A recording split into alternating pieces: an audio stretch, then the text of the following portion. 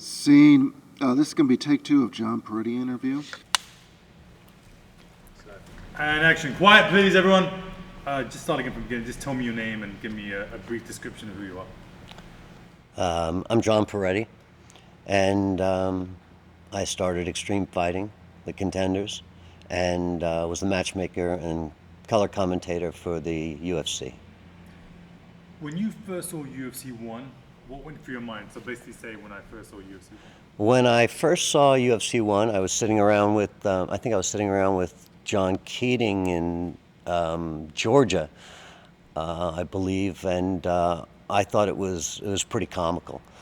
Because at that point in time, you know, I've been with Gene LaBelle. I got my black belt from Gene LaBelle, and trained with the Machados. I was a kickboxer, studied Wing Chun for 10 years. I was a martial artist my whole life. So what I was watching, what I thought was purposeful mismatches, and I thought it was pretty comical. I was critical of almost every aspect of it. You just informed me like a minute ago that you basically coined phrase the term mixed martial arts in '79, I believe. Tell me how that came about. Well, in a meeting, I talked about... Say 1979. In 1979, I had a meeting, and I said that I wanted to find out who were the most well-rounded guys. About a half an hour ago, actually, John McCarthy said that, was talking to my son about ninjutsu, you know, and said that ninjutsu was this, that, and this, and that, and this. But what I really wanted to find out was what was real and what wasn't. You know, starting off in a sport like Taekwondo, like I did, I knew right away that that wasn't real. I lost probably 70% of my amateur fights. So I got into realizing that I didn't have any hands, so I started learning Wing Chun, because understanding how to use your hands was just as important as using your feet. But after becoming a kickboxer, I sought out Gene LaBelle because I really wanted to understand more about grappling. So being well-rounded and trying to figure out who was the best in their respective weight classes, which didn't exist then, I called it mixed martial arts. It was always very important to me to find out who was the best, and for me to be the best that I could be as a fighter. So to be well-rounded. It was always very, very important. It was my priority. Who started the UFC? Who started the UFC as it is now? Or are you talking about the primitive version of the UFC where my little brother wears his gi and beats up a bunch of bodybuilders? I don't understand your question. What did you think of the UFC that was created by Art Davie, Rorion Gracie, SEG? What was your opinion of that? My opinion of the Art Davie, Rorion Gracie start of the UFC is that it was a dinosaur before it even got out there. But I was fortunate enough to be in a very informed place at that time. While the rest of the world was watching it, I had been already living it for years and years and years. So mismatches don't make for a good sport.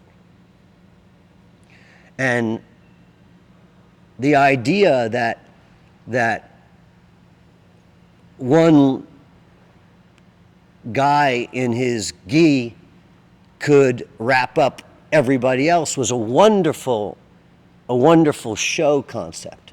It was not what I had in mind during the same period of time in extreme fighting. And that the little guy beats the big guy. See, I always thought in terms of weight classes, because even as a boxing fan and a commentator and a journalist, I always favored the welterweights and the heavyweights. No offense to John McCarthy, you know, but I'm sure he likes the heavyweights. You know, we all look at athletes through ourselves. Why has John Perretti been airbrushed from the history of mixed martial arts? The victors, Can you say the reason why John Perretti? the reason why I have been airbrushed out of the history is because the victors write history.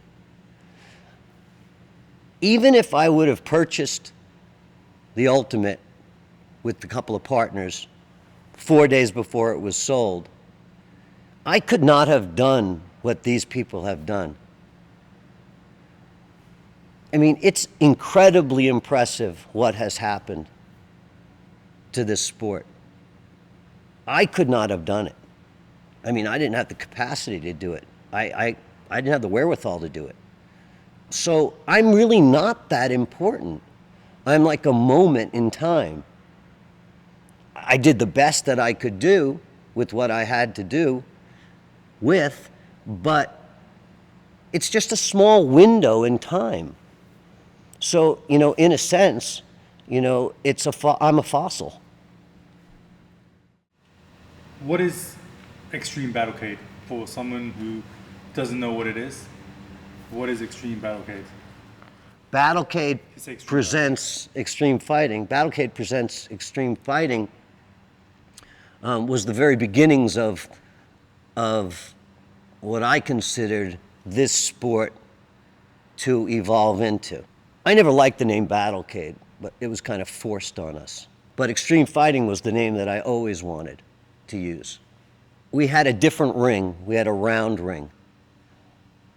We had a lobster mesh fence, which was much more rigid, and it was welded and connected. It also was smaller in diameter so that a camera could be able to see the fighters better. I never liked the chain link much. It moved too much, and it was different. Also, the corners of the octagon I always thought were a problem. I always thought that they were a sticking point, and a round ring would eliminate that problem. So my design of the ring was different. It was also a 5 weight class sport right from the beginning. The first show didn't have gloves, so I knew that was a problem. You know, in the Ultimate, you had guys like wearing like one boxing glove. You had all kinds of like screwy ideas about how to save a guy's hand. So to invent a glove that allowed you to grapple and hit and protect your hand and not have I can't remember well enough, but you know, not to have a 10-second fight was an advantage. You have to protect the fighter. Protecting the fighter is the most important thing. Also, in terms of the longevity of the fight, it's incredibly important. So Battlecade was a way that we would find out who was the best in each weight class, unlike the Ultimate at the time. Everybody was against extreme fighting, including the UFC. And that's very important piece of knowledge to understand that the UFC thought extreme fighting to be a real threat. When I got to my first interview with Bob after they put us out of business, they admitted that, you know, we had better fights. We had a better show. Please come work for us. Which I did.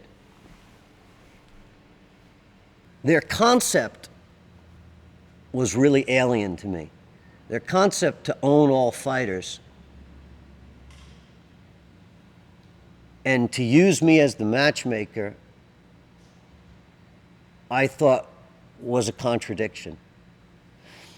Because if you own the fighters, you own the results, whether you like it or not, whether that's your intention or not. So you don't really need a matchmaker. You really need a fight coordinator. There's a big difference between the two.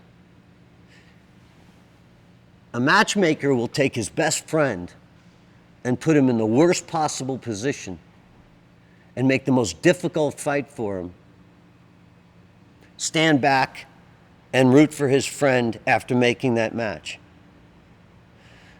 A fight coordinator will take a group of individuals that they have in their particular stable and say, A will fight B, B will fight C, so-and-so will fight so-and-so, and so-and-so will fight so-and-so. Now, with that in mind, they're allowed to do anything they want with those fighters because they're under contract. They can do whatever they want. They can't fight anywhere else. They have to fight for you. I can make them wait 6 months for a fight. I can give them 2 fights a year if I don't like them. I can do whatever I want. That's not my job as a matchmaker. So I thought that it was a contradiction and that also that I would be putting my reputation as a matchmaker online and at the liberty of this new organization. And I stepped away and decided not to do that. Quite simply, I didn't want any involvement with that.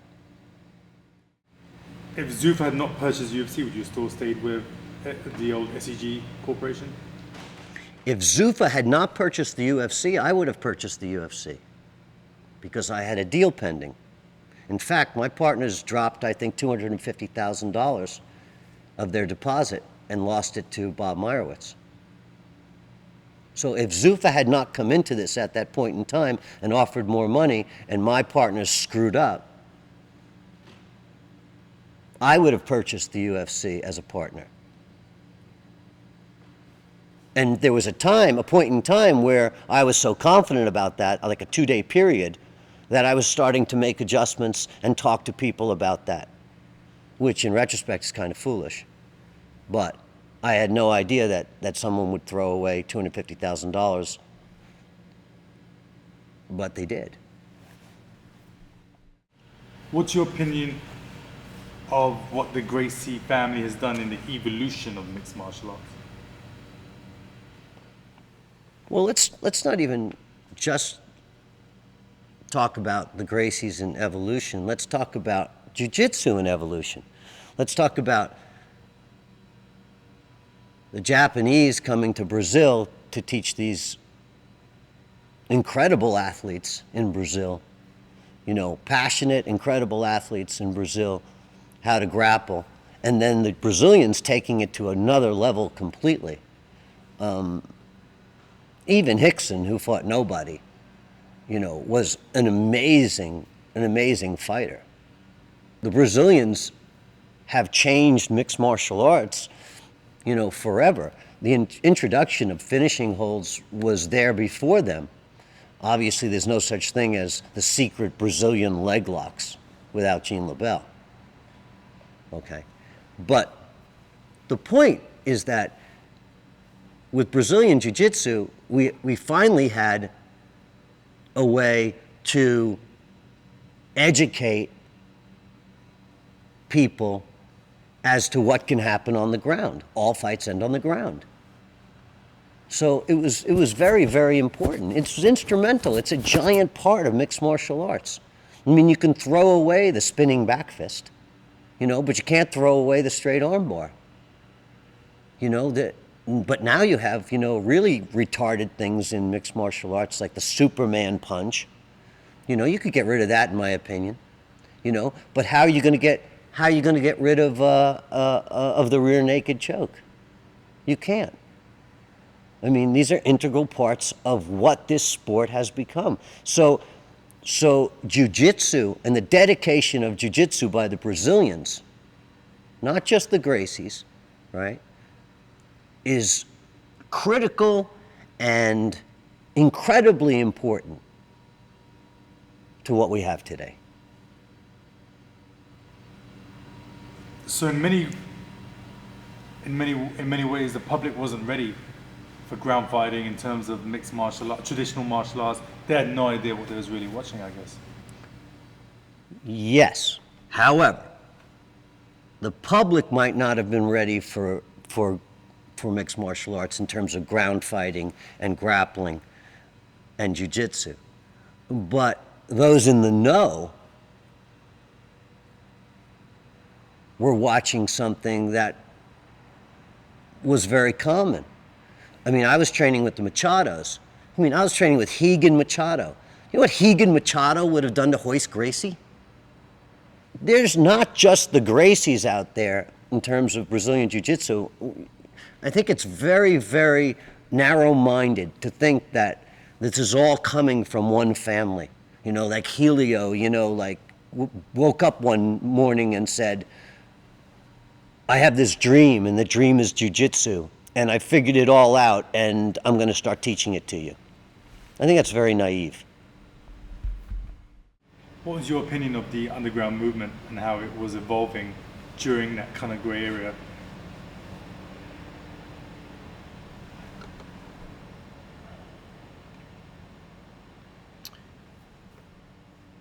I always look at amateur formats as being not the best way to conduct business for the athlete. I think sanctioning was very, very important for the athlete. However, that said, refereeing today can be a real problem, and judging can be a real problem. But if you take a backyard, back bar, backstage fight to keep it going, I mean, I fought in those kinds of fights in the 70s. So I know that that's not the best place to exhibit your talent or to protect yourself as an athlete. You can get hurt. You can get hurt really badly. So in one sense, the passion was there in Southern California to keep this thing moving along. And it was very, very important because it was a snowball that has grown into this, you know, monstrous thing that we have today.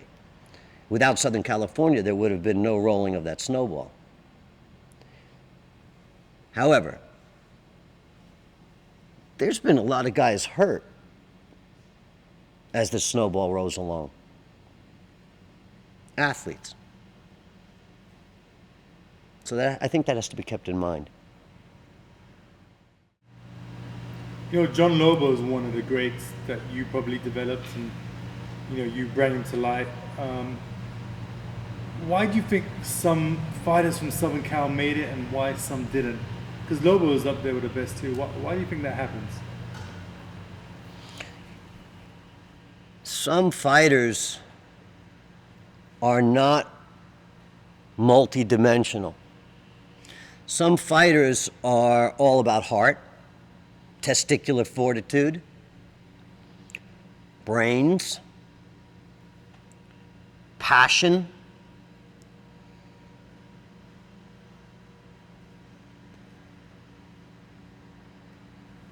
and if you take these things, these aspects of these individuals, some of them had more of certain things than others. But others were missing like whole fingers on the hand. So longevity is really difficult. There's a self-destructiveness that occurs with a fighter where he, A, doesn't train enough for a fight, a la Areola in boxing, but really does give it everything when he gets to the ring at the day. There are guys that can't continue because they don't have the perseverance, the endeavor to persevere. They don't have that. So their longevity is limited. There are other guys that their attitude is so big, a Tank Abbott kind of thing, right? Where they don't think they have to train. So somebody like Maurice Smith can make him look like Baryshnikov. But he still doesn't think he has to train. There's an attitude that pervades a fighter that is only partial in its responsibility to be the whole individual. The whole individual has to be concise. You can't have parts missing. If you have parts missing, you don't continue. You don't have the longevity. You need the whole package.